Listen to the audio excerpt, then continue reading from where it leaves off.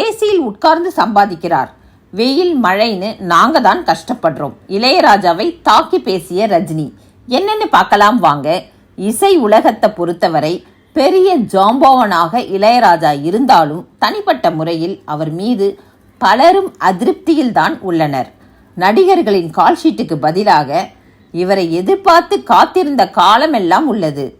ஆனால் 80ஸ்களில் கொடிகட்டி பறந்த இளையராஜா 90ஸ்களில் இருக்கும் இடம் கூட தெரியாமல் போனார். இதுக்கு முக்கிய காரணம் ஏஆர் ரகுமான். இவரை தாண்டி மக்கள் மனம் கவரும் இசையை கொடுத்ததுதான். இளையராஜா எப்பொழுதும் கர்வம் என்ற கிரீடத்தை சுமந்து கொண்டு இருப்பதால் அதுவே பலருக்கும் பிடிக்காமல் போனது. இயக்குனரோ அல்லது நடிகரோ அவரை நெருங்கி பேசவே அஞ்சினர். அப்படி ரஜினியின் பல படங்களுக்கு இசையமைத்த இளையராஜா பாஷா படத்தில் மனக்கசப்பு ஏற்பட்டு வெளியேறினார். இவர் வெளியேற்றத்திற்கு முக்கிய காரணம் ரஜினி இவரது சம்பளம் குறித்து பேசியதுதான். நீங்கள் எப்படி எனது சம்பளத்தை பற்றி பேசலாம், அதற்கு அதிகாரம் யார் கொடுத்தது என்றெல்லாம் ரஜினியை நேருக்கு நேராக சந்தித்து பேசி படத்தில் இருந்து வெளியேறினார். இவரை அடுத்து தேவா பாஷா படத்தை வெற்றிகரமாக முடித்து கொடுத்ததன் பெயரில் அது வெற்றி அடையவும் செய்தது.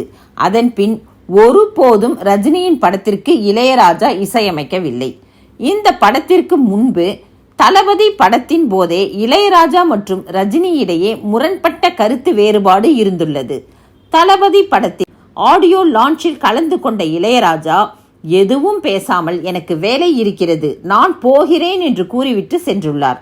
அவர் சென்றதும் ரஜினி கோபமடைந்து அனைவர் முன்னிலையிலும் நாங்கெல்லாம் வெயில் மழை பாராமல் உருண்டு புரண்டு சம்பாதிக்கிறோம், ஆனால் இளையராஜா ஏசியில் இருந்து கொண்டு சம்பாதிக்கிறார் என்று கூறிவிட்டார். தொடர்ந்து இதுபோல் ஒவ்வொரு படத்திலும் இருவருக்கும் ரீதியான கருத்து வேறுபாடு அதிகரிக்க அது பாஷா படத்தில் உச்சகட்டத்தை அடைந்துள்ளது. சில ஆண்டுகளுக்கு முன் இளையராஜா மற்றும் ரஜினி இருவரும் ஒரே மேடையில் காரசார விவாதம் பகிர்ந்து கொண்டதும் அனைவரும் அறிந்த ஒன்று.